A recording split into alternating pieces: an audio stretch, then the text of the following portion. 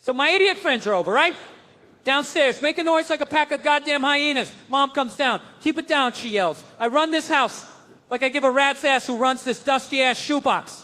Then bam, go to bed. Smack. Sends me to my room like I'm some kind of goddamn kindergartner. You know that rage you get when you're a kid? That impotent, bubbling fury?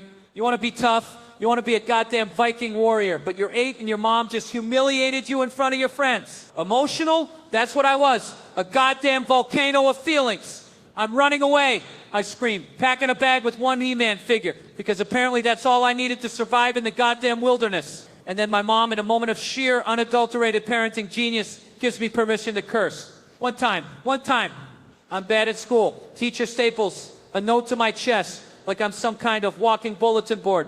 The note says, maybe show your kids some attention. Are you kidding me? My mom? Attention? Bitch, she's got 3 jobs and a gambling problem. But she reads it and goes full mama bear. Tell her to mind her damn business or I'll beat her ass. She tells me to say that to a teacher. So now I gotta go to school and become a goddamn gangster. I practice in the mirror, trying to sound tough, but it comes out like some goddamn prepubescent squeak. Mind your dumb. No, too loud, too goddamn Broadway.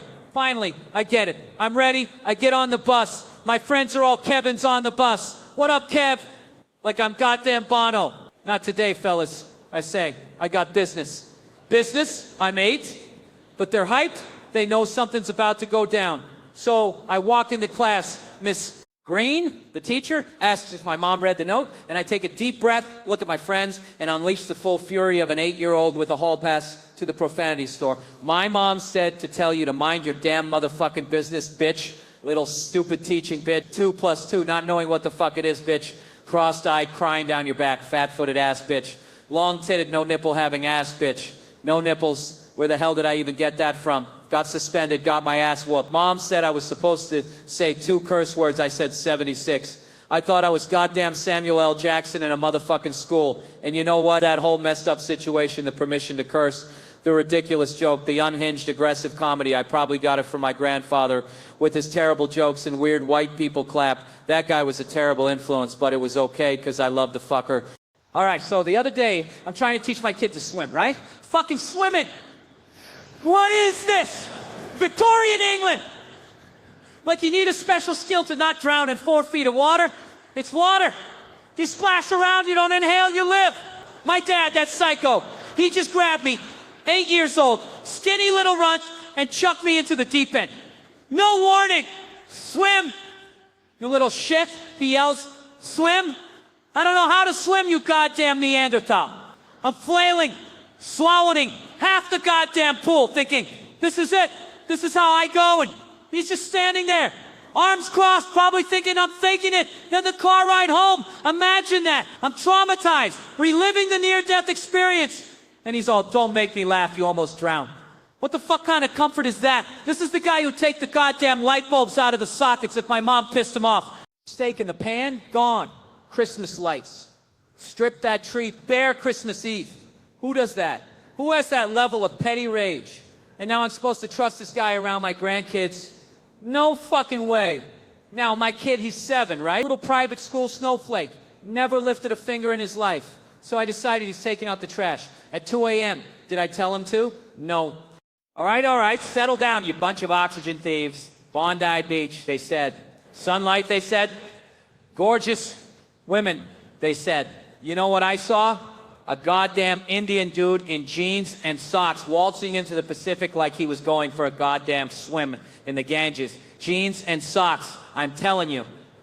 Jeans and socks. This ain't some goddamn urban legend. This is happening right now, and you expect me to take you seriously when you start talking about international politics, protesting the Israel-Palestine conflict in Australia, bunch of sunburnt kangaroos yelling about land rights when you're all living on stolen land anyway. You want your land back? Fine, give it to them, but then who's going to pay for my overpriced fuel? I swear, I can't even afford to huff the fumes anymore. Everything's so goddamn expensive. Perth, Roddy's Island, quokkas. Cute little creatures, they say. Cute little Chinese creatures, apparently, because that's all you see there now. You tickle them, you take selfies, but don't you dare feed them, because if they bite you, bam, you're buying up Sydney real estate and driving the prices through the goddamn roof. They don't even smile anymore. They just give you this dead-eyed stare like, give me your money, Guelo. And now we're talking about Taiwan, fucking Taiwan, and Australia, and the U.S. got to defend it if China invades. Are you kidding me? How are we supposed to know who the hell is who? Seriously. You think we can tell the difference between a Taiwanese dude and a mainland Chinese dude just by looking at them? We need a goddamn manual. We're going to need a special task force dedicated solely to distinguishing between the two. Or maybe, just maybe, we tell all the Taiwanese people to just, for the duration of the conflict, I don't know, wear a goddamn sign. I'm Taiwanese, please don't shoot me. It's not politically correct. But hey, at least we won't accidentally start World War III over a goddamn dim sum festival. And what about the accent? I can't understand a freaking thing. What am I supposed to do? I can't just ask a commie. Jesus Christ, America, we're doomed, and I'm not even sure which side to be angry at anymore. Timeshares. What the fuck were those things even? A goddamn scam. A relic of the 90s, like Zubaz pants and dial-up internet. Now it's all Airbnb. This is Airbnb, that. Oh, so you want to stay in some stranger's house? No, I'm not staying in some rando's house. Are you kidding me? I'm going to pay some dude to watch me sleep. Probably got cameras in the damn smoke detectors taping my every move. Oh, but it's cheaper. Yeah, well, so is sleeping in a goddamn alley. Doesn't mean I'm going to do it. Give me a shitty motel any day. At least they're upfront about the grind. Unlike these Airbnb hosts with their passive-aggressive notes everywhere. Don't use this. Don't touch that. The dog will hump your leg at 6 a.m. He's just friendly. Friendly, my ass. The dog probably got more sense of personal space than the host.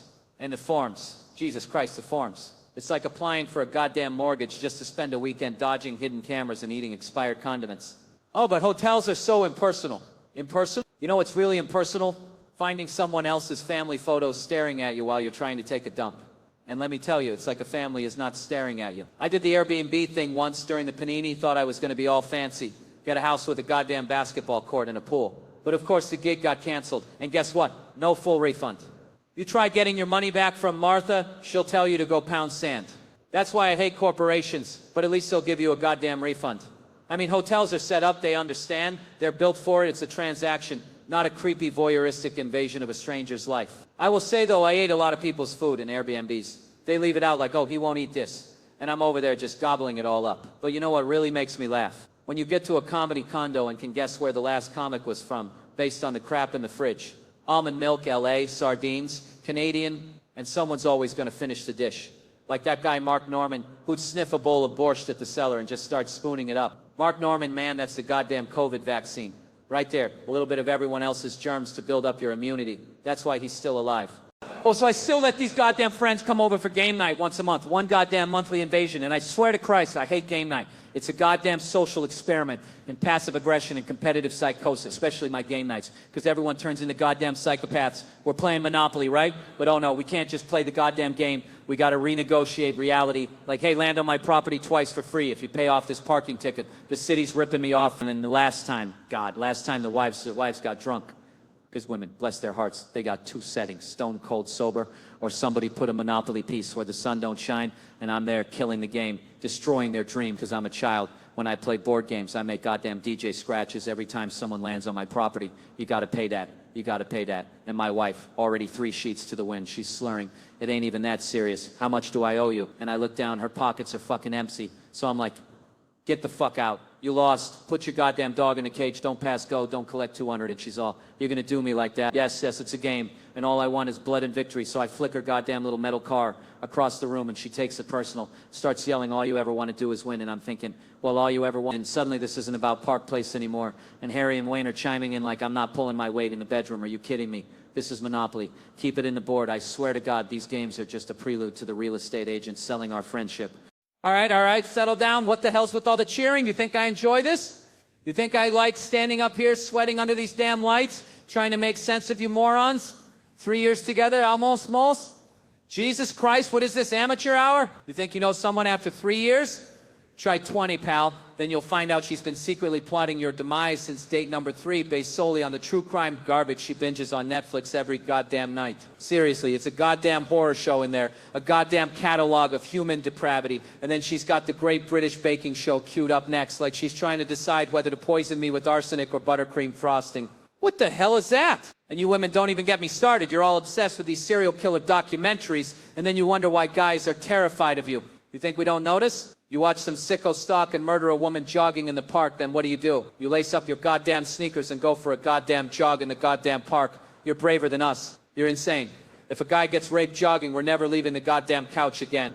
No more treadmills. No more ellipticals. We're finding the safest god weight bench in the gym and hiding there for the rest of our lives. And don't even get me started on that headline. Jogger raped. Who the hell is jogging at night?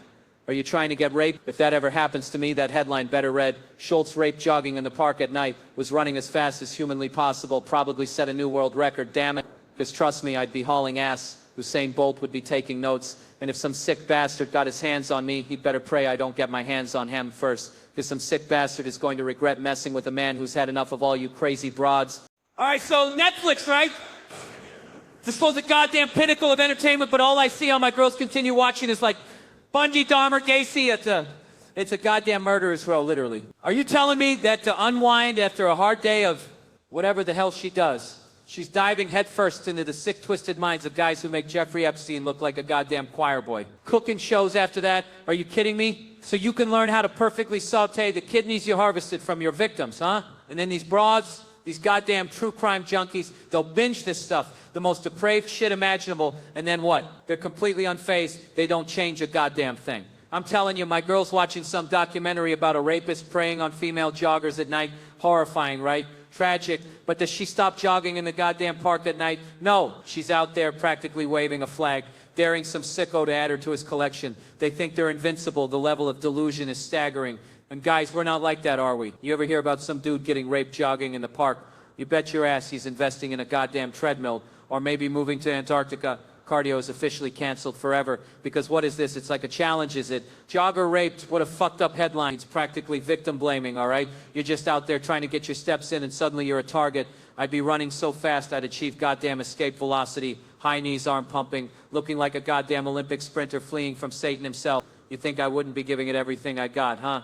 Try and write that headline about me. I dare you. Because the real story would be Schultz outran a goddamn grizzly bear and a pack of wolves, all while dodging a goddamn serial rapist. Try to catch that on camera, and that is why I only run in my goddamn basement. All right? So South Park, huh? The gods of animation. 600 freaking years they've been on, right? One of the greatest shows ever created. No argument there. But let me tell you something that's followed by Digman. Digman, people! And what do I got to do? Beg South Park fans? Beg them, I tell you. Just leave the damn TV on, will you? Go take a dump. Check your goddamn email. I don't care. Just don't change the channel. Is that too much to ask? I'm just trying to make my cartoon with my friends, all right? Friends. Yeah, I got a team. They call it this team of 9. My consultants, they right now want to meet them? No? All right, relax. They're my baseball team, the Calabasas Cardinals, best team west of the 405. You got a problem with that? Oh, you think team means agent, manager, publicist, lawyer, all that Hollywood bullshit? I ain't most actors, pal. Most people don't even think I'm an actor. They just think I'm a guy who's in stuff. What the hell does that even mean? Spielberg's calling. Tell him I'm doing Oprah, all right? Hustle. Number 3, way to look alive, for crusade. Should have told him I was doing Oprah instead of this garbage, but no, got to impress Spielberg, because that's how this town works, right? So Digman next week, then what? Can't say, take signal from the bench. Got to respect the take signal, pay those kids the big bucks, 25%, you believe that? They earn every freaking penny. Jimmy, they got me out of a total Prius, number 4, pulled me out of that mess. ACL tear, number 8, scored me some off-brand painkillers from the dark web. You ever try to navigate that hellhole? We're a family, all right? We got a saying, there's no I in Andy unless it's Andy McDowell. She spells things weird. So go on Orange Slices now. Hit Dave & Buster's Crispy Chicken Bites on me. Pull the van around. I'll meet you there. Yeah, they drive. The damn kids drive so sweet. Right up. Just like, I'm going to destroy them at Skee-Ball. Digman on Comedy Central after South Park. Remember that? Damn it, or I'll find you. Oh, Jesus Christ. Another airport. So what do you do? Like, I'm not just trying to get to the goddamn gate so I can choke down overpriced airport food and pray the plane doesn't plummet into the ocean, you know? And people everywhere you go, they're all the same, right? Wrong, you morons. Some places are just dumps filled with even dumber people. But you know what everyone does crave? What unites these walking bags of neurosis? Connection. They all want to connect. Like some desperate mating ritual, it's pathetic. Whether they speak English, Martian, or just grunt and drool, they're all dying for someone to validate their miserable existence. And then you get these forced connections. This fake, hey, we both breathe oxygen, let's be best friends. Horse shit. I'm checking into a hotel the other day. Desk jockey asks where I'm from. I say LA. He spouts off about having relatives in Denver with a goddamn furniture store. Oh, I sit on furniture too. Let's braid each other's hair and sing Kumbaya. What am I supposed to do? Act like the cosmos aligned? because we both know what a couch is. Newsflash, numbnuts, sometimes there's nothing there. Get over it. You're not obligated to be BFFs with every mouth breather you encounter. Embrace the disconnect. Next time someone tries to force a connection, just yell, nope. My friend quota is full, like you're some goddamn social media influencer guarding your precious follower count. I swear to God, sometimes I feel like I should only tell my friends what time it is and everyone else can just wallow in their temporal ignorance. Oh, goddamn it, these goddamn podcasts, right? Everyone's got one, like everyone's a goddamn expert now, huh? Burr cat short, what the hell even is that? Some kind of artsy-fartsy cat video? You know what's hammering? Reality, that's what's hammering. Some genius compares me to Bernie Mac. Bernie Mac? Rest his soul, that man was a goddamn legend, a force of nature. You think some YouTube clip gives you the full picture? Nah, you weren't there in the trenches back when comedy was a goddamn blood sport before the internet turned everyone into a goddamn critic. This is how Patrice, rest his soul, used to explain to me. And he said in the 90s, we did comedy before the internet was full of a bunch of nerds, played ping pong and Sportsline. This is how I get undue credit for the Philly thing. It's a Philly thing? It was a goddamn war zone. You weren't there. It happened when YouTube came out. Somebody actually recorded it when Bernie Mac already did it. Plus, I got like 7 more minutes to talk about these goddamn people and make fun of them all of the time, like I'm reveling. You think I was enjoying that shit show? I had a goddamn headache for 2 days. Like I was locked in, you know, death grip. Speaking of death grips, ever hear that story about those 2 dumbasses in the Cessna? Door flies open midair, one dude gets sucked halfway out, clinging to the goddamn banister for dear life. Pilot lands the damn thing, wipes tears from his eyes, and there's Jerry, head hanging out, feet still inside, death grip on the railing. Paramedics couldn't pry him loose for 20 goddamn minutes. That's what it felt like after Philly, a mental death grip. Walking around New York, just silently insulting everyone I saw, a freaking mental trauma. I swear to God it wasn't funny. It was a goddamn headache. 2 days afterwards, I'm still like, what the fuck was that? But yeah, sure, Burr cat short, real insightful stuff, folks, real goddamn insightful. This episode was brought to you by The Machine. All right, bikes, goddamn bikes, you know what pisses me off? It's not the bikes themselves, it's the stupid shit stuck in my head, like a goddamn verbal diarrhea. I ain't got Tourette's though. I sometimes wish I did. Imagine just yelling cocksucker at a funeral, the looks you get. But no, my brain latches onto these random goddamn things like that show Scared Straight. You know the one? They throw these punk-ass kids, these little delinquents, into jail for a day, thinking it'll scare the piss out of them and they'll magically become model citizens. Yeah, right. But there's this one episode from '99, uncensored. Holy shit, they didn't send these little shits to some county jail. No, they sent them to a maximum security penitentiary filled with guys who probably eat nails for breakfast. And these inmates just verbally assault these kids. I'm talking screaming, cursing, threatening, and it's the funniest goddamn thing I've ever seen. And don't even try to feel bad for them. These aren't your average playground bullies. These kids are stabbing other kids, okay? They walk in there all cocky. What's up? This ain't shit. I run 6th grade. Then they meet Crazy Chris, scars all over his face. The screen even freezes and tells you he killed 6 people. A double life sentence. This dude's so bad, his reincarnated soul is doing time. And he gets right up in their faces. My name's Crazy Chris. And from now on, you'll see me in your nightmares. And these little pussies are shitting their pants. I'm 12, don't talk to me like that. Then he tells them he'll take a bite out of each of them if he ever sees them again. And they're ready to sign up for Sunday school right then and there. But then it gets better. Some other inmate comes up, grabs a kid, makes him hold his pocket, walk around holding his goddamn pocket. Are you kidding me? You know what that means in prison? He's basically saying, this kid's my bitch. And he's telling these middle schoolers he's going to make them suck his dick for breakfast. I hate breakfast. One of them yells, it's pure comedic gold. Then there's this other scene. This dude pulls a kid out of line. A little skinny kid with a bowl cut parted down the middle. The prisoner asks him why he's here. The kid says, stealing. And the prisoner goes, the fuck you took. And the kid with his goddamn bowl cut says, bikes, bikes. That's why I yell bikes all the time. I'll be driving with my wife, see a bike shop, and I just scream, and she's sick of it. She tells me, you get one, so I got to make it count. I pull over, roll down the window, wait for some unsuspecting sap to be checking out the bikes on the sidewalk, finding one he likes, and I yell, bike. And when he turns around, confused and scared, I just add, stop selling drugs, and drive off. You know why? Because some people just need a little dose of prison reality to understand they can't get away with shit.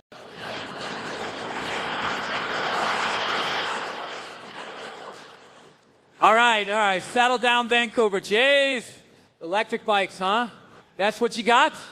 We got bird scooters back in LA, little pieces of shit they are, but at least there's something. And don't even get me started on the pandemic, remember that? Everyone locked down, comedy clubs dead, and these mooks, these guys here, they're driving around in a freaking truck, doing shows in the worst parts of LA, saving comedy, right? And now look at them, Look at them, selling merch, looking like a Prius mechanic fixing electric scooters. What the hell happened? You're fascinating, man, looking like me and Matt somehow fused into one guy, half Middle Eastern angst, half pasty white guilt. That's what you gotta look forward to at 36, folks, literally. And you, Mr. Egypt, talking about going back? You're scared of the place I want to go on vacation. What kind of backwards ass shit is that? My wife wants to check it out, learn about Arab culture, and you're telling me it's too dangerous? I saw The Mummy, what more do I need to know? But get this, women throwing panties at Matt, which I get. I mean, he's got that thing, right? But me, I get some 47-year-old dude wants to meet Maz Jobrani through me. What the hell kind of pyramid scheme is this? And then they hit me with that "my mom loves you" line. I'm too old for sugar babies. I'm a super daddy, I guess. I'm looking into your future, kid. Enjoy your hair while you still got it. And then this dude with those boots claiming to be my dad. Nah, not buying it. You people working together? Conspiracy, I tell you. You know what it is? It's the white privilege to call for police, bro. I am stronger. What do you say, Bert? Let's have at it so that next time he gets what coming to him. All right, settle down, you bunch of jabronis. So I'm stuck at this GOAT WG thing, right? Greatest of all time, white guy. Are you kidding me? In 2024. This is what we're doing. Like, white guys haven't already had, I don't know, the last 5,000 years. And now we get a whole night dedicated to worshiping another one. And Netflix is throwing the party. Seriously. Netflix, the company that cancels everything good after 2 seasons unless it has like 14 gay characters and a talking dog with a social justice agenda. They couldn't find a trans amputee competitive eater to celebrate what they're all busy. So they're stuck honoring Captain Bland himself, Tom Brady, the poster child for mediocre white privilege wrapped in a shiny, slightly deflated football. I'm just saying, the dude's good, okay, he's great, but come on. Now we gotta sit here and pretend this isn't some thinly veiled attempt to reclaim lost glory for the Pale Brigade. Golf, tennis, hockey, even baseball. It's like someone hit the undo button on history. Oh, but tonight's about Tom freaking Brady? Yeah, because he totally gives a crap about securing a future for white kids, right? More like securing another endorsement deal and maybe finally figuring out what the hell Gisela saw in him besides a winning record and a crippling fear of avocados. Look at this picture. Jesus, what is he, pregnant with himself? All soulful and dreamy-eyed. I'm getting diabetes just looking at it, but no, he's relentless, he's driven, he's got that it factor? Yeah, it being a pathological need to win at all costs. Probably fueled by some deep-seated childhood trauma involving a participation trophy he didn't get. And Netflix, of course, laps it up. Serial killers and psychopaths, they're bread and butter, am I right? I mean, let's compare him to Ted Bundy. Handsome? Check. So Seinfeld is JFK, huh? That's what we're doing now? Like, the guy from Comedians in Cars Getting Coffee is suddenly the symbol of American idealism before getting his brains blown out. Seriously? Progress? You call that progress? It's not to scale? Astonishing? What, are we in kindergarten drawing stick figures of Pop-Tarts now? My nephew draws better than that, and the kid eats crayons. And a movie about the history of the Pop-Tart? What in the actual hell is going on? I thought we were making a comedy here, not some goddamn sugary cereal origin story. I mean, they go straight to the president with this crap during the Cuban Missile Crisis, with Vietnam looming. Hey, Mr. President, world on the brink of nuclear annihilation, but what about the frosting on those little pastry rectangles? Unbelievable. And I'm in a scene with Seinfeld. I mean, don't get me wrong, it's great, but it's also like, what the fuck am I even doing here? Look at the clothes, though. They got the wardrobe right. Jim looks good. Melissa looks like she stepped out of a damn time machine. Hair's perfect. Can I keep this ridiculous costume? All right, that's not what your pastry can do for you, goddammit. Oh, Jesus Christ. VH1, that's what they remember? Fucking VH1. You know what's bullshit? Remembering comedy scenes like there's some goddamn golden age. Like, oh, the Comedy Cellar in the 90s. Florentine Norton, the whole goddamn Jersey crew. We all just came into New York at the same time. Like we were fucking immigrants escaping a potato famine. And now they got Patrice O'Neill documentaries with little snippets. Thank God somebody had a camera, huh? Rich Voss walks up. What is this? Couple of middles, zero laugh, a pause, and everyone laughs at him. What the fuck kind of environment is that? Brutal? You're goddamn right, it was brutal. Tito was stupid. We didn't write one fucking sketch, just tried to destroy each other's confidence. It was like a bunch of abused rescue dogs fighting over one pork chop. I used to have anxiety going to the cellar, thinking of insults, 3 fucking insults. Okay, if Bobby Kelly's there, I can't use that. You couldn't look at the lineup, so you had no idea who was down there. And then some fucking jabroni says 1, and you're fucked. 1, we missed the boat. Colin Quinn and Keith Robinson beating up on me when I was brand new, and I'm thinking, this is amazing. What the hell was wrong with me? But somehow it became toxic. I'm not romanticizing shit, because comics would be like, why do you sit down there? Just do your spot. Because I wasn't healthy. I should have been like, this isn't working for me. I'm not enjoying this. I want to feel good about myself, not worse. The amount of shirts I could never wear again. Keith Robinson got so trashed for what he had on, he just stood up and ran out. You can do that? I thought you just sat there until it was over. Ted Alexandro got made fun of for his sweater, and he just got up and sat at the booth and had dinner. That guy's healthy. He broke up with us. When I auditioned, Keith goes, look at him. Look how scared he is. Everyone's laughing. It's my fucking audition. He was right. I was terrified. He just enjoyed crushing you. My first real paid spot, he brings me up. Ladies and gentlemen, you're in for a treat. And I'm thinking, oh shit, here we go. And he goes, Jerry Seinfeld. Crowd goes, hey shit. I'm kidding. It's some guy. Some night it was Jerry Seinfeld, Ray Romano, Chris Rock, Dave Chappelle, and I just kept getting bumped. And the crowd's looking past me. Is Eddie Murphy coming out? Please welcome Bill Burr. But if you go after them, try really hard, I think. They like it. You address the disappointment. I'm like, that's right, motherfuckers, what you paid for. Welcome back to reality. It's like Rock Chappelle, me, and that's their bathroom break. They just saw a show. Once they sit back down, it's house money. It's their vacation. I took a girl on a date, and Jon Stewart pops in. Trevor Noah's there. She thought that's how it always was. Then I brought her again, and she was like, fuck, this was brutal. Just like you and some other guy. The third guy, Godfrey's like, we got a special guest. You might recognize this guy from Everybody Loves Raymond. Please welcome Ray Romano. The next one, you might recognize this guy from the Seinfeld show. The next one, you might recognize this guy from the Chris Rock show. This next guy you might recognize from the Chappelle show. Then it's like, this next guy's name is Bill Burr. Oh, another comedian with a Netflix special, huh? Nashville, you say?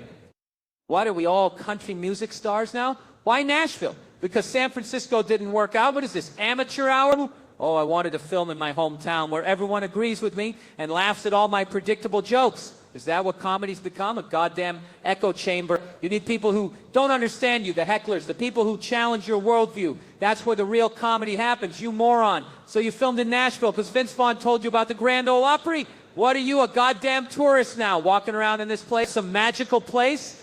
Oh, it has magic, you said? Magic? What is this, goddamn Harry Potter? And the podcast. Oh, Jesus, the podcast. Twice a week, no guests, just you ranting for an hour. What are you, some kind of unhinged lunatic screaming into the void? And you do it at home, near the baby? You're going to traumatize the poor kid. Oh, I don't want guests. It's too much work. So now it's work. What the hell do you think this is, a hobby? You got into comedy to avoid work. Good luck with that, pal. You think just ranting about your stupid observations is going to make you some kind of comedic genius? People started writing in questions. Oh, good for you. Someone actually listens to your garbage. Look, folks, this guy, Bill Burr, is going to be on Netflix on January 31st. I don't even know him. He's making more money than me. He got away with it. So go watch him and see if he's really as annoying as I think he is, or subscribe to some other goddamn comedy channel. Oh, Jesus Christ, white privilege. That's what they're calling it now, huh? Like I asked to be born on this goddamn yacht sailing through life with a silver spoon up my ass, courtesy of my pale-ass skin. I didn't ask for this, you know, this never-ending job interview where they hand me the keys to the office before I even park the damn car.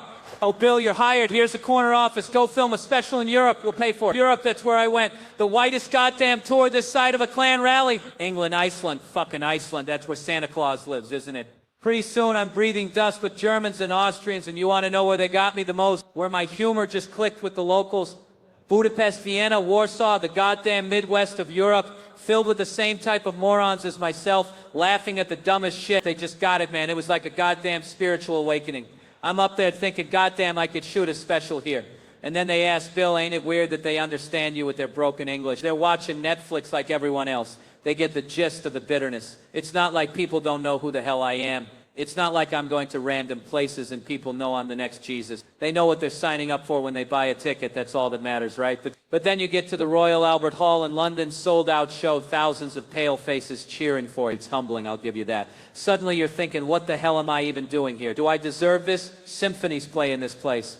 And I'm up there talking about pissing in public toilets. Now that is a culture clash. But it gets even weirder when you head further east. They're like goddamn robots trying to solve your jokes, some sort of logic puzzle. Why didn't you just apologize? Some Finnish guy yells at me after a joke bombs. Like there's no soul, no afterlife to worry about, just cold hard facts, no room for the glorious, angry absurdity of life. But yeah, let's talk about Antonio Brown, Patriots, you know, that whole mess. It's a one-year contract, a weekend in Vegas with a crazy stripper. That's all it is. Going to end. It has to. So what was that? Yeah, I guess I took my family to Iceland to hang out for a week or so just to see what it was all about, you know, soak it all in. And then this Polish broad asked me to push her down a hill. Just push me, she says, like it's the most normal goddamn thing in the world. What the hell am I supposed to do? Say no? I'm a guest in your country? And where do I even touch her? She's 30. I think it's Reykjavik, not a goddamn police state. So I push her, she rolls down, yells about being wet and dirty, comes back for more. That's when I just nope the hell out of there. But the special is on Netflix now. So yeah, go watch it, get pissed off, laugh a little, and then go back to your boring lives, all right? All right, calm down, you woke virtue signalers. I bought a goddamn computer, right?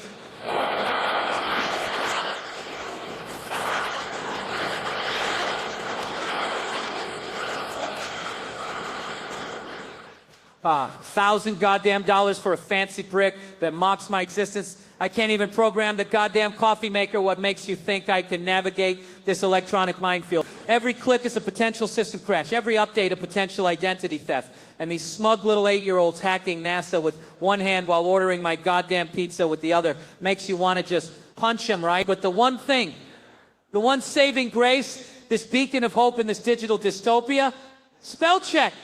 Glorious, miraculous, utterly forgiving spell check. You don't even have to be close to the goddamn word. You can just mash your face into the keyboard and bam, it's suggesting onomatopoeia or some other goddamn SCT word.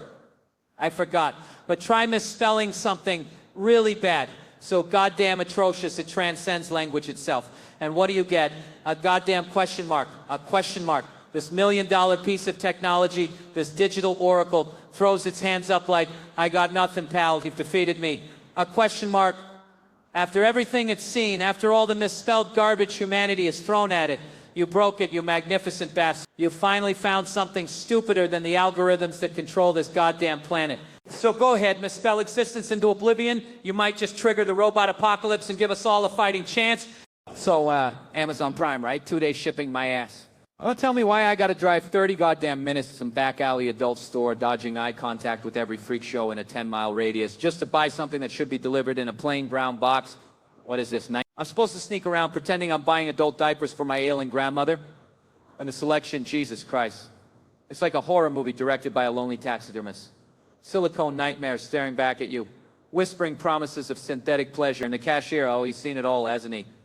Judging you with his dead eyes, knowing you're about to go home and commit unspeakable acts with a plastic inflatable. Then you gotta smuggle it back, inflate that abomination in secret, praying your roommate doesn't walk in on you recreating a scene from Weird Science. The shame, the guilt, the existential dread. It's enough to make a man renounce all earthly desires and join a goddamn monastery. But no. Instead, you're exiled to Alaska, condemned to a life of fishing and solitude, forever haunted by the memory of that fateful day you gave into your base instincts and became a statistic in the great Alaskan sex ratio imbalance, a testament to the fact that some desires are best left unfulfilled. Because let's be honest, some things are just not worth the fucking consequences.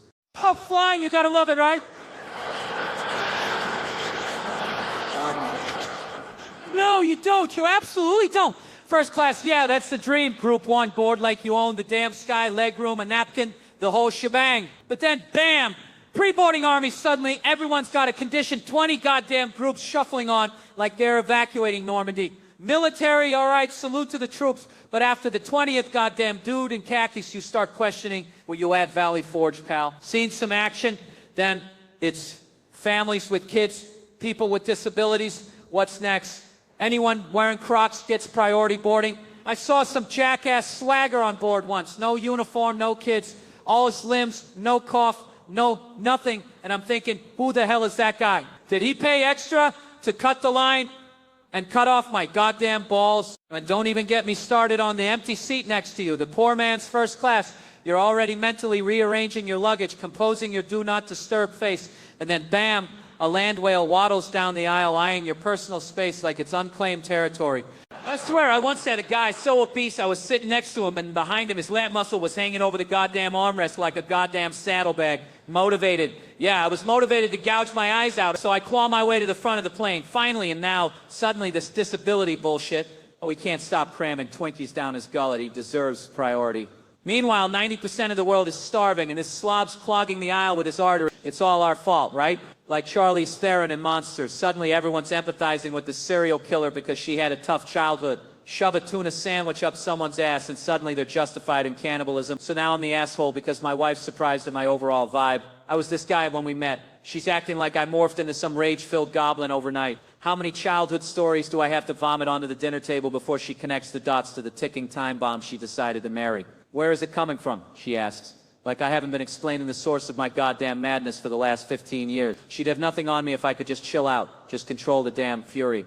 I'm a great provider, a loving dad. I even do the dishes. But no, all she sees is the overall vibe, the goddamn simmering volcano beneath the surface. But hey, at least it's cathartic to scream about it to a room full of strangers, right? Cathartic, that's the word. Because I'm going home. She won't watch this anyway. She's mellowing. God damn it, I swear. All this therapy and meditation just turned me into a slightly more polite psychopath. But deep down, the rage burns eternal. So next time you see me on a plane and I'm giving the flight attendant the stink eye because the overhead bin is full, just remember it's not about the bag, it's about a lifetime of small injustices, tiny betrayals, and the goddamn infuriating realization that nothing ever changes. So buy a ticket to the show, laugh, and remember, your therapist is going to be on a plane too. Oh, Jesus Christ, dating apps! Swipe left, swipe right, what the fuck is this? A cattle auction? You're telling me romance is now reduced to thumb gymnastics on a goddamn screen? I'm supposed to judge a woman's entire existence based on 3 blurry photos and a bio that reads, leave, laugh, love, leave, laugh, love. What is this? A goddamn greeting card? And these young punks, my nephew shows me this shit. Oh, just slide into her DMs, slide into her DMs. What am I, a goddamn greased pig at a county fair? You think these chicks want to hear from some middle-aged, balding, angry ginger who's probably already been reported to the authorities for questionable Instagram comments? You think they give a shit about my witty observations on the crumbling state of Western civilization? They want abs, money, and the ability to take the perfect selfie. So I'm out of the game, right? I'm officially too creepy for the digital dating scene. Creepy. That's the word, isn't it? The worst thing a guy can be. But then I heard these girls talk about rapey. Rapey. What the fuck is rapey? Is that even a word? But then I thought about it, and you know what? I get it. There are guys out there who just look like they're about to commit a felony involving a tube of KY jelly. So, okay, maybe creepy isn't so bad after all. Maybe I can embrace my inner creep. But seriously, these social justice warriors online, they're virtue signaling all day. Meanwhile, there's a blind guy wandering around somewhere screaming, where the fuck is my seeing eye dog? Because the goddamn dog decided to unionize and demand better working conditions. I saw it happen and I just about died laughing, which probably makes me a bad person. That is the world, people. You're laughing at people's misfortune. So here is my question. If those same idiots can start a GoFundMe page to protect the right to refuse service to gay weddings that don't even want their pizza, then why the hell can't I start a GoFundMe page to compensate me for the emotional distress of not getting laid just so I could have a blind guy with a missing dog to give me a better laugh? That's right. Give generously, folks, in the name of Jesus, and remember, some people are just born ugly, but everyone gets to die stupid. So I'm standing there, right, just trying to process the horror, the absolute abyss of grief, and this woman, bawling her eyes out, looks up at me through her tears and asks, do they have Christmas trees in Africa? Christmas trees in Africa? Are you kidding me? What the actual fuck? I mean, what's worse, huh? The moronic shit people say when their brains are clearly short-circuiting, or the fact that I, me, had to take precious grieving time to answer that steaming pile of geographical ignorance. Yes, lady, yes, they have Christmas trees in Africa. They got internet there too, did you know that? Shocking, I know. And while we're at it, let's just throw in a quick geography lesson. Africa's a continent, you know, not some homogenous jungle village. Anyway, that shit reminds me of all this woke bullshit now. You know, Montreal, right? I've been here, lovely city. 3 weeks. 3 weeks of peace. No mass shootings. No cops popping black people like balloons. No Caitlyn Jenner drama. They're having an election here. An election. I don't even know the religion of the candidates. What the hell do you do for fun up here, huh? Civilized discussions? Affordable health care? It's gay marriage now, remember that? Yeah, our Supreme Court, bless their hearts, finally declared that gay people are entitled to the same rights as other humans. Oh, aren't they generous? Making them human now? Because, you know, before that they were, what? Fucking garden gnomes? And you know what's even better? All those backward states that came up with religious freedom laws. A twist on religion. Meaning they can use their faith to discriminate against gays. In the name of Jesus. Yeah, because Jesus, he was all about judging and excluding people, right? Wasn't it Jesus who said, love one another, unless you're different, then unleash the hounds of hell? I mean, a pizza place in Indianapolis, right? Indianapolis? I didn't know people lived in Indiana. They refused to cater a gay wedding. A gay wedding that never ordered pizza in the first place. And to make sure they didn't lose any money. Not serving pizza to people who didn't want it. They started a GoFundMe and raised $800,000 to not serve pizza. What the fuck is wrong with people? So you know what? I, Bill Burr, am officially refusing to do stand-up at any gay weddings that have never asked me. To ensure I don't lose any money not performing for gay people who don't want my ass there, I'm starting a GoFundMe too. Donate in the name of Jesus, bitches. And all these beautiful women, right? Montreal's got them. But I'm out of the game, see, because the game's changed. It used to be you could pick a woman up, now it's all hook up. If you want to get laid, there's an app for that. Tinder, Instagram, this digital meat market run by lucky punks. My nephew was showing me, flip through the pictures, hit like, and bam, you're smashing it. Smashing what? You've built nothing, earned nothing, and the extent of your effort is a goddamn thumb swipe. I look on Instagram, but I can't be out there hustling these young ladies. I'd be the creepy guy. You don't want to be the creepy guy, you know? I used to think creepy was the worst thing a guy could be, until I heard these women talking about a rapey guy. Rapey, what the fuck? Can you imagine being described as rapey? Man, if you looked rapey, you would kill to be creepy again. People always ask comics, what makes you laugh? Ordinary, everyday shit, that's what. I was at a crosswalk, and there's this seeing-eye dog with no blind person. Just a dog. I laughed my ass off because I imagine a blind guy screaming, where's my dog? The dog said, I'm done, you're on your own. See? That's funny. That's planting a seed. Now you're going to see a blind guy with a dog. Think about that joke. And you'll start laughing and everyone will think you're the biggest asshole. Then you'll be like, no, the rapey guy said, oh, Jesus Christ. Law and order, right? Dick Wolf's garbage disposal for ripped from the headlines bullshit. They think we're that stupid. They got to tie in current events like we're some goddamn goldfish swimming in a bowl of CNN. Remember that SVU episode, the one about sex addiction? Because suddenly every celebrity was a horny little hamster on a wheel. Ice-T's got to get schooled on sex addiction. Are you kidding me? Like it's some goddamn quantum physics equation. Oh, Ice-T, it's like compulsively doing the nasty. Fucking really? We need a goddamn explainer for that? He's Ice Smooth the fucking T. The man invented gangster rap. You think he's baffled by people wanting to get laid? But no, they gotta drag it out. Milk the goddamn metaphor dry. Oh, it's like when someone drinks too much. Yeah, no shit, Sherlock. Or snorts cocaine. You think maybe the compulsion part is the common thread here, you goddamn morons? But I tell you, I would have paid good money to see Ice-T just riff on this for 4 hours straight. Like when someone buys too many shoes, like when someone watches too much goddamn Law and Order. Just endless examples fading out into the Dick Wolf logo, the patron saint of hack writing and blatant pandering to the lowest common denominator. And that, ladies and gentlemen, is why I'm seriously considering moving to a goddamn yurt in Montana, away from all this predictable, uninspired, corporate-approved crap. Oh, so now everyone's a goddamn chemist, huh? Wasp spray. Bear spray. You gotta be kidding me. You think that's gonna stop a pervert? A guy who gets off on flashing people in broad daylight? Seriously? If wasp spray was so effective, wouldn't the cops be carrying it? They got tasers, they got guns, but no, let's go with the goddamn raid. And then there's the lawyers rubbing their hands together, licking their chops, charging you by the quarter hour just to explain that using insecticide as a weapon is probably illegal. But hey, who cares about the law, right? Especially when you got some sicko exposing himself to your kids. Turn off the Ring camera, put on your goddamn gloves and a mask. And I'm not kidding, be careful and handle the situation. Citizen's arrest, that's what it's called. Hold the guy down until the cops show up. And this is a joke, but think about it. You think these guys want to be seen, want that human contact? Maybe all you need is a shake weight. So my goddamn email got violated, right? Like some digital back alley mugging a few weeks back. And yeah, sure, part of me was kind of impressed. Like, damn, they actually targeted me. But then it's that garbage ass, I've been kidnapped in Nigeria spam, except with a link that looks like a goddamn keyboard threw up on it. Seriously, dollar sign swastikas, more garish than a Jersey Shore tanning booth.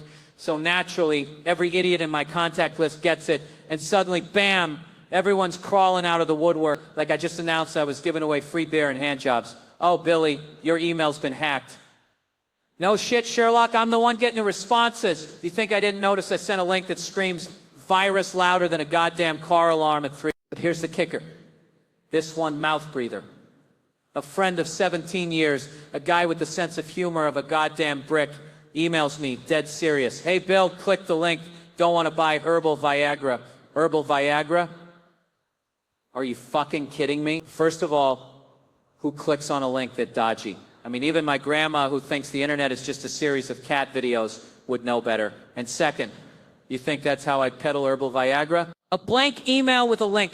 I'm a comedian, not a goddamn Craigslist hustler. You think I wouldn't craft a proper guilt-ridden family and friends announcement about my new entrepreneurial endeavors and the unfortunate turn my comedic career has taken? I'd be all like, dearest acquaintances, comedy didn't exactly pan out, so me and some shady dudes in the Caymans have concocted a solution for your limp dick problems. Just click this link. Pink text on purple background naturally, and prepare to be underwhelmed by our website design. I mean, seriously, do people even think anymore? It's all just clickbait and herbal boner pills and everybody loses their freaking minds, right? Which, by the way, reminds me of how I recently rewatched Back to the Future, right? Fucking Marty McFly, the all-American hero, is best friends with a disgraced nuclear physicist and nobody bats an eye. A disgraced nuclear physicist. They never even explain how they met. The whole premise is based on the fact that this lazy teenager has a middle-aged scientist for a best friend, and we're just supposed to roll with it. Who pitched this movie? Two guys walked into a studio and said, yeah, it's about this kid who accidentally tries to bang his mom, and a violent rapist is involved, but don't worry, the dad saves the day, and also we're going to steal Johnny B. Good from black people. And the studio execs just said, sounds good, let's do it. Back to the Future, folks, the most insane and beloved movie in the history of film. It's essentially a fever dream about incest and time travel, and nobody seems to notice, nobody asks questions, they just click the goddamn link. So my freaking email got violated, right? Act, they call it, like I'm Fort Knox. And suddenly I'm giving away the gold. But honestly, it was almost efficient. These scumbags break in and blast some link to everyone you ever knew. I basically sent a mass Christmas card to my entire digital Rolodex. Like I'm such a terrible friend. This was the most contact they've had from me in years. Suddenly everyone's a tech expert telling me I've been compromised. Real thoughtful. Makes you feel loved, doesn't it? It's like announcing you had twins, but instead of diapers, you're dealing with herbal Viagra ads. One chucklehead emails me back, all serious. Hey, click the link. All right, let me tell you something about this goddamn TV. This glorified babysitter for adults, it's always the same crap, ain't it? You got your reality shows full of brain-dead morons. Your singing competitions where tone-deaf jackasses think they're the next Sinatra. And then there's the crime dramas, the Law and Orders, the CSIs, the goddamn NCISs, where every goddamn episode is a goddamn carbon copy. You know what I'm talking about? You got your grizzled veteran cop, your fresh out of the academy rookie, your medical examiner who can somehow pull a confession out of a dead body, and the goddamn witness who just has to unload boxes even while a goddamn murder investigation is going on. Tony Ramirez, Tuesday's real nice guy. Got to get this pallet of ceramic squirrels unloaded before 5 murder? Never heard of her. Who the hell are these people? Do they just hire extras from a loading dock and tell them just keep moving boxes? Doesn't matter if a child is missing. That porcelain unicorn ain't going to ship itself. And the worst part is we love it. We devour this garbage like it's the last cheeseburger on earth. And I ain't gonna lie, I miss Mayor Orbeck. That guy, Lenny Briscoe, he was a goddamn treasure. Better than half my family, dead or alive. That raspy voice, that world-weary cynicism, that face that looked like it'd been punched by life itself. The guy was the dad in Dirty Dancing, for Christ's sake. He put baby in a corner. He was a goddamn legend. And then he dies, and what happens? Oh, he donates his goddamn eyes to the New York Eye Bank, because of course he does. He's Jerry Orbach. He probably donated his liver and his spleen too, the organ-giving son of a bitch. So now there's two New Yorkers, two goddamn strangers, walking around with Jerry Orbach's eyeballs looking at the world through their goddamn retinas like some kind of freaky real-life romantic comedy waiting to happen. I can see it now. He's a sports fanatic. She's a businesswoman. They both hate each other. But they have one thing in common, Jerry Orbach's eyeballs. This summer, love is spelled with two I's. God damn it, Hollywood. Are you listening? I just wrote your next goddamn blockbuster. You're welcome. And the scene where they finally meet, the grand goddamn finale, it's got to be perfect. It's got to be Jerry Orbach perfect. They're walking down the street, opposite directions, just like in some bullshit rom-com. When boom, they both see a dead body in an alley, and without missing a beat, they both say, "School's out," and they lock eyes. That's it. All right, good evening, you miserable sacks of meat. Farmer, huh? Yeah, fantastic. Another goddamn heat wave while these genius engineers can't even figure out how to make an iPhone battery last longer than my attention span. 29, they say, a landmark? Bullshit. I feel like a goddamn melted candle. Not older, just worse. People ain't looking at me thinking, hey, that's a vibrant young man. They're thinking, Jesus Christ, that lanky freak looks like he hasn't slept since Y2K. Get some rest, tall child. Like I ain't trying, pal. The world's loud enough as it is. Childhood, yeah, goddamn picnic. If your picnic was constantly threatened by quicksand, remember that shit? Cartoons made you think quicksand was right up there with falling anvils and sticks of dynamite. Where the hell's the quicksand, huh? Haven't seen a single goddamn quicksand pit in my entire life. Nobody's calling me up saying, hey, avoid I-95, quicksand's a bitch today. And bullying? Oh, don't even get me started. It's terrible, yeah, but you know what else is terrible? Getting bullied for being Asian when you're about as Asian as a goddamn plate of mashed potatoes. Yeah, you heard me. Kids calling me chink and gook. Two completely different nationalities, by the way, but these were kids. They didn't give a flying fuck. How messed up is that? Getting racially abused for a race I ain't even part of. My family's Irish. We're too pale to be anything but Irish. Sure, we take our shoes off inside, but that's because my wife bitches about the carpet, not because we're practicing some ancient ancestral custom. 7th grade, music appreciation. A class we appreciated about as much as a root canal. They take us to the symphony, right? Big fucking gong in the middle of the piece. Every time it banged, the little racist bastards in front of me would stand up, turn around, and bat like some goddamn Fu Manchu nightmare. Offensive? Yeah, you're damn right. But you know what's even more offensive? That's more coordination than most adults have. I'm sorry for the language, all right? But you know what? TV's gone to hell anyway. You can say anything you want now. Just watch Law & Order SVU. They can't say fuck, but they'll happily describe anal contusions and fecal matter in ear canals at 3 in the afternoon. Ice-T, Mr. Cop Killer himself, is a detective on SVU. 11 years on the force, and he's still acting like every case is brand new to him. You mean this guy likes little girls with pigtails? Yeah, Ice, he's a pedophile. You work in the sex crimes unit. Get a grip. They even try to be topical. Remember when all those celebrities were sex addicts? SVU did an episode. Detectives explaining sex addiction to Ice-T. Finally, he gets it. Close up on Ice-T. Oh, I get it. You mean like when someone drinks too much or snorts cocaine or bets the house on the ponies. Yeah, Ice, you finally figured it out. I could have watched 4 more hours of him just listing addictions. Or like when someone smokes too many goddamn cigarettes, or plays too many scratch-off tickets, or eats too much chocolate cake. Fade to Black, created by Dick Wolf. Thanks a lot. I'm divorced, by the way, so don't feel bad, because the definition of divorce is no one has farted in my bed in 2 years. You want me to feel sympathy for a facelift? You looked at other facelifts and thought, yeah, that is something I want, and that's why I'm not going to get a facelift. Are you kidding me with this eye donation bullshit? Like I'm supposed to believe some dead actor Jerry Orbach, that schmuck from Dirty Dancing, decides, hey, before I kick the bucket, let's give these peepers to some random New Yorkers. What is this, a freaking charity case for the visually challenged? 2 complete strangers walking around with Lenny Briscoe's eyeballs. Jesus Christ, New York, you're already a cesspool of garbage juice and rats. Now you got people seeing the world through the dead eyes of a B-list celebrity. Seriously, what the hell is wrong with everyone? It's like, oh, let's make a romantic comedy about it. Yeah, a goddamn rom-com about 2 morons who can't find love until they share the same dead actor's ocular cavities. What is this, some kind of twisted geriatric meet cute? One of them's a sports fanatic. What, did Jerry see a lot of football games before he croaked? And the other is some corporate zombie addicted to her goddamn Bluetooth at a baptism. You gotta be kidding me. And of course they meet when they both make a goddamn dead body joke. Because apparently Jerry Orbach's eyeballs come pre-programmed with the Law & Order punchline generator. School's out. Oh, you're so witty. You saw a dead teacher. Congratulations, you're a freaking genius. This whole goddamn thing is insane.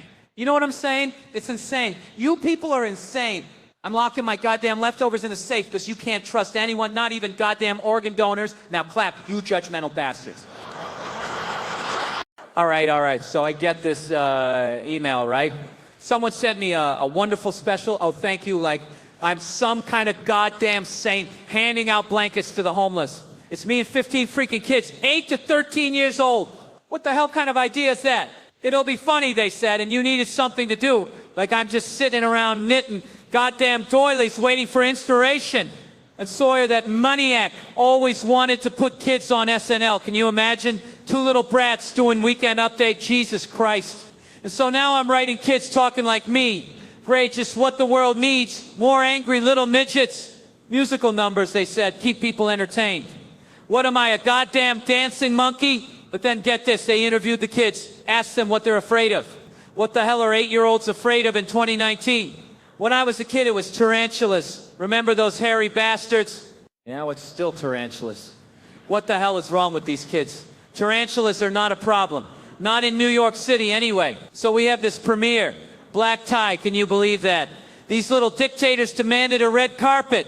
Who the hell are these kids? Mini CEOs. And auditioning them. Nightmare fuel. 50 or 60 kids singing, dancing. One kid, Lexi, we told her to sing You Ought to Know by Alanis Morissette, and she's all, just the appropriate parts. The appropriate parts. What the hell does an 8-year-old know about the appropriate parts of a song about revenge? And I'm interviewing these kids, filling in the blank. America has a lot of hamburgers, people. This one kid, Alex, he says America has a lot of work to do. What a goddamn Debbie Downer. And then the icing on the cake, they asked me about kids because apparently I'm the go-to guy for parental advice. So I told them I like my free time. My wife and I enjoy our time together. I don't want anything to come between that. They're all nodding like they're goddamn philosophy professors. Then my wife shows up and this little girl, Camille, looks me dead in the eye and says, does your wife know you don't want kids? What the hell? These kids are running the show and I am so going to therapy after this goddamn mess. Because apparently working with kids makes you realize you're better off just adopting a goddamn robot. All right. Listen up, you miserable sacks of potatoes. Late. He was always late. Even when he was pushing 40, still blaming the goddamn traffic like we're all a bunch of morons who just fell off the turnip truck. Oh, the traffic. I left late. Yeah, no shit, Sherlock. Maybe try setting your goddamn alarm clock a little earlier, you narcissistic prick. It's like you gotta ask someone to own up to their crap, and they look at you like you just asked them to sacrifice their firstborn. What, are we all supposed to tiptoe around these delicate little flowers and pretend they're not the reason we're all miserable? I mean, can you imagine my funeral? Everyone's singing my praises. Oh, Bill was such a wonderful guy. Like I wasn't a royal pain in the ass 90%. Like I wasn't holding in a volcanic eruption of rage most of the goddamn day. Sleep deprivation, yeah, that's what they use for torture. But this guy, he could smoke weed like a chimney. And everyone else is simmering with resentment, but nobody says a goddamn thing. It's like dealing with a goddamn sphinx. And restraint my ass. Being hard to read, that's not a superpower, that's just being emotionally stunted. Sure, it might help you in a poker game, but let's be honest, I'd probably bet the house on a pair of twos, because I don't know shit about poker. My old man, God rest his soul, he gave me this advice. Son, if you're on a business call and you don't like what the other guy is saying, just shut the hell up. Silence, that's the key. Let him squirm.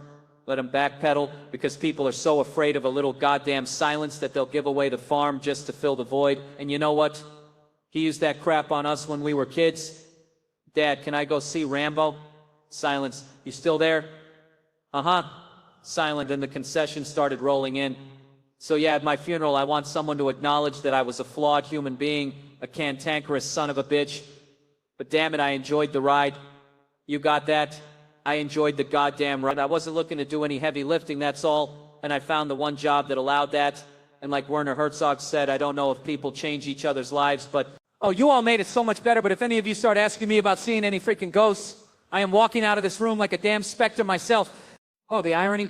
Fucking Nazis are back, huh? Like we didn't have enough problems with Karens and avocado toast. Now we gotta deal with these mouth-breathing morons who think Jews are the root of all evil.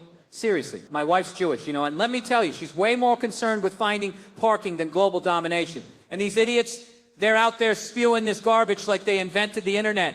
It's like, hey, genius, who do you think built your damn iPhone? But I can make fun of my wife, right? I asked her permission. 3.5 years married, you gotta set the ground rules.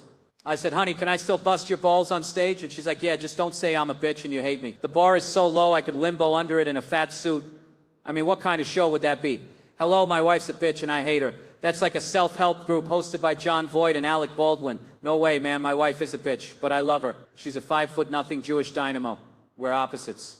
She doesn't give a rat's ass what anyone thinks. She's a goddamn warrior. Me? I need everyone to like me all the time. It's exhausting. She says walking with me is like being with someone running for mayor of nothing. We went to Best Buy, right? Trying to buy a TV. Couldn't commit, but I bought an HDMI cable because I didn't want the guy to be mad. Pathetic, I know. Then the clerk asks about a rewards card and I say, I wish.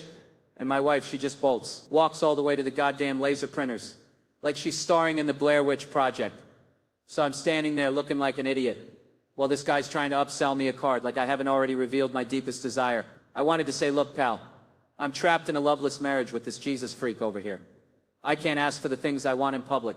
We fight about the Best Buy card every night. She's Jewish, I'm Catholic. Big difference. Doesn't give a flying fuck about guilt. I'm practically drowning in it. People always ask about kids. We say no, and they're like, never? I don't know. Never. 14 years ago, I was snorting blow the night before graduation. Now I'm afraid to get a damn flu shot, so maybe shut your face and let people live. Oh, Jesus Christ. Award shows. Really? You drag yourself out of bed, put on a goddamn tuxedo, choke down some rubber chicken just so you can sit there and pretend you give a damn about who gets a little statue. Like anyone actually deserves one of those things. Anyway, it's all politics, back scratching, and who blew the right producer last week. Am I right? So, Mulaney, you're up there basking in the glory, finally thinking those dumbass Emmys are worth something because you won. And bam, some schmuck decides to propose to his wife. At your moment, what is this, amateur hour? You finally get your time in the spotlight. The sweet taste of validation after years of slaving away. And some sap decides to make it all about him and his eternal love. Yeah, congratulations, buddy. You found someone who tolerates you. Big deal. Go get a room and let the man enjoy his damn trophy, for Christ's sake. And don't even get me started on Deadline, that bastion of journalistic integrity, misspelling his name. They can't even get the damn name right. What, did they hire a chimpanzee to run their website? And who the hell is Jew Alpin anyway? Sounds like a prescription for something embarrassing, like male pattern baldness. Ask your doctor if Jew Alpin is right for you. Results may vary. Side effects include uncontrollable sobbing and an overwhelming sense of regret. Seriously, how hard is it to spell Mulaney? It's not like it's some exotic foreign name, is it? But no, they gotta screw it up, gotta disrespect the guy who just won an Emmy. Probably because they're a bunch of jealous, talentless hacks sitting in their parents' basement, furiously typing away, trying to tear down anyone who actually accomplished something with their lives. It just proves that the internet is a cesspool of morons, fueled by envy and incompetence. But hey, at least they didn't call him Mulvaney, right? Because Mulvaney sounds like a hemorrhoid. So yeah, congratulations, Mulaney. You won an Emmy, but you also got your name butchered by a website run by imbeciles, and your moment stolen by a love-struck idiot. Welcome to Hollywood. Oh, Jesus Christ, more snail mail. You gotta be fucking kidding me with this ancient bullshit, right? I swear, the only reason these goddamn trees are still being murdered is for colleges to send me letters begging for cash. So I open this piece of crap up, and it's my alma mater, all friendly like, hey, remember us? We relieved you of every goddamn dime you ever had. Yeah, I remember you parasites. And then they hit me with this gem. We'd love a little donation. A donation? Is that what you call it? I already donated my goddamn youth, my sanity, and enough money to buy a goddamn house in this overpriced hellhole. See, back in the day when I was dumb enough to actually attend classes, I was shelling out, what, 15 grand a semester? 2 semesters a year for 4 goddamn years. That's 30 grand a year times 4. Jesus, that's $120,000. I basically bought the entire faculty new cars. And now, after all that, you're coming back with your hand out? But did you blow it all on hookers and blow, you greedy bastard? I swear, my college is like that deadbeat uncle who always shows up at Thanksgiving looking for a handout. Just a little something for the road, eh, kid? Road to where, Uncle Touchy? Rehab? And I got these idiot friends, these proud alumni wearing their school sweatshirts like they're fucking brain surgeons. They're all like, oh, you gotta give back, be a good citizen. Listen, if you're still giving money to your college as an adult, your college is a $120,000 hooker, and you're the pathetic chump who fell in love with her. She ain't calling you back, pal. She's moving on to the next sucker with a trust fund. Their letters all like, it's been a while since you've contributed. Yeah, well, it's been a while since you housed and taught me. I thought we had a deal. I gave you a fortune, and you gave me a cinder block cell with a Pulp Fiction poster and a lifetime supply of regret. What the hell did I even get for my money? I went to college when I was 18, looked like a goddamn 12-year-old, and lived like a sewer rat. I ran on caffeine, nicotine, and sheer panic. College was a 4-year game show called Do My Friends Hate Me or Am I Just Delusional? And the grand prize was crippling debt. And the worst part, I signed up for this shit when I was 17, with no lawyer present. That's gotta be illegal. They tricked me, like some goddamn shady used car salesman. They lured me in with promises of intellectual enlightenment and ended up selling me a lifetime supply of ramen noodles and existential dread. And what did I major in, you ask? English. Yeah, clap all you want, you sadist. You're applauding the worst financial decision of my entire life. I paid a fortune for some professor to tell me to read Shakespeare and then not even bother. Seriously, 120 grand. I could have just bought a used Bentley and set it on fire, and it would have been a better investment. College, the ultimate con job, wrapped in a graduation gown and served with a side of crippling debt. Seriously? Another podcast interview? Jesus, these things are like herpes. They just keep coming back, right? So, my buddy Mulaney's on, plugging his garbage like the rest of us, and they're gushing about how many times he's been on this friggin' show. What, is this the Mount Rushmore of mediocre chit-chat? He's beating Martha Stewart? Martha Stewart, for Christ's sake! What are we doing here? Talking about social distancing from homemaking royalty. Then it's quarantine, this binge-watching that, and suddenly we're dissecting the Real Housewives of New York. Who gives a flying fire truck about pampered rich broads screaming at each other over Botox and bad decisions? I'm supposed to be impressed this guy is catching up on manufactured drama from 2008. It's leaps and bounds beyond Beverly Hills. Is that the bar we're setting now? He's analyzing their interpersonal dynamics. Who would I be on the show? How would I handle conflict? Are you kidding me? He's trying to apply a Myers-Briggs to women whose entire personalities are predicated on avoiding responsibility and screaming at each other in restaurants. They never apologize. No shit, Sherlock. These are reality TV stars. Empathy and self-awareness are optional upgrades. He's figured out they're self-aware that they're on a reality show. Groundbreaking! So that's the big revelation. The women trying to sell skinny girl margaritas on camera are in fact aware of the cameras. This is what qualifies as insightful commentary these days. It's all marketing themselves. Jesus, he's nostalgic for New York because they show First and 70th. Is that what passes for deep emotional connection now? Oh, I love the way you describe Walking Against the Wind. That place I hate. So we're nostalgic for Traffic now. This whole damn thing is a celebration of inauthenticity, artificiality, and the mind-numbing emptiness of modern so-called entertainment. And you know what? We're all complicit, aren't we? We're all watching, aren't we? Paying attention. That is until the next vapid trend comes along and we all forget about it. It is going to come.